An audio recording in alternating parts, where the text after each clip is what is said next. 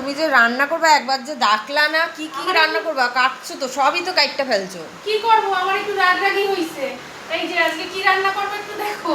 এই যে ঝিঙ্গা, বরবটি আর এইটা পালং শাক আর এই সব কিছু দিয়ে এই চিংড়ি মাছ দিয়ে একটা পাতলা ঝোল রান্না করব। আর এইটা হচ্ছে সজনের ডাঁটা আলু, আর এইটা হচ্ছে কাতলা মাছ দিয়ে পোস্ত। আর এইটা কি বলো তো, চই ঝাল। চই ঝাল? হ্যাঁ, এই যে চই ঝাল দিয়ে সজনের ডাঁটা আলু আর এই কাতলা মাছ দিয়ে আদা জিরা বাটা আর পোস্ত আর এক কোয়া রসুন দিয়ে ঝোল রান্না করবো।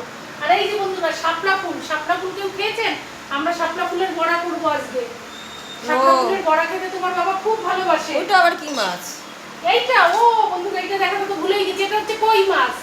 কই মাছটাকে একটু ভাজা করবো লঙ্কা দিয়ে কলা পাতায়। ও ঠিক আছে তাড়াতাড়ি রান্না এই যে করো। চিংড়ি মাছ এক্ষুনি কাটছি, এক্ষুনি রান্না বসিয়ে দেবো। ঠিক আছে। আর যারা না চেনেন তারা বলছি, চই ঝাল খেলে যে কি উপকার জানেন না। চই ঝাল খেলে গা হাত পা ব্যথা কমে, দাঁতের যন্ত্রণা কমে, বিশাল বিশাল উপকার চই ঝালে।